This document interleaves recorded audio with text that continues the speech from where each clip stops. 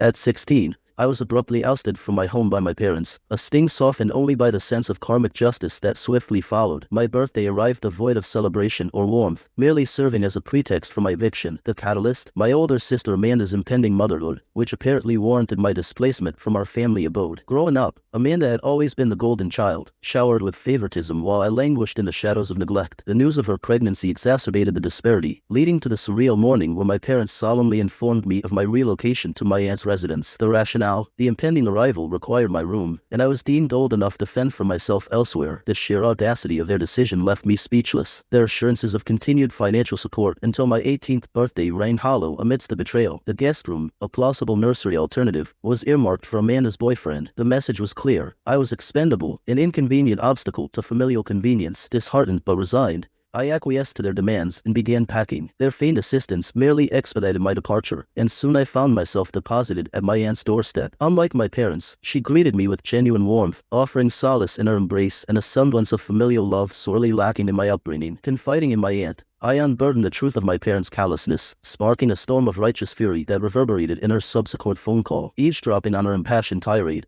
I glimpsed a glimmer of hope amidst the chaos, a reassurance that I was not alone in my struggle against parental indifference. Fueled by a surge of righteous indignation, I seized my smartphone and unleashed a torrent of pent-up emotions onto the digital realm. In a cathartic outpouring, I exposed the festering wounds of familial neglect, laying bare the stark reality of my existence as a second-class citizen in my own home. The fallout was swift and seismic. Amidst a deluge of supportive messages from sympathetic relatives, my parents' ire manifested in a barrage of venomous texts. Their vitriol only served to reaffirm my resolve, prompting a decisive act of self-preservation, blocking their numbers and severing ties once and for all. In the ensuing days, my resolve remained unyielding. Undeterred by their feeble attempts at reconciliation, their belated overtures reeked of self-interest, a desperate bid to salvage their tarnished reputation and preserve their inheritance in the face of familial ostracization. Their ultimatum, reconciliation or financial ruin, laid bare the true extent of their callousness. Faced with the choice between familial bonds and material wealth, they chose the latter, betraying the sanctity of parenthood in favor of monetary gain. Meanwhile, my aunt embarked on the arduous legal journey to secure my custody, a symbolic gesture of redemption amidst the wreckage of familial discord. As the dust settled and the ink dried on the custody papers,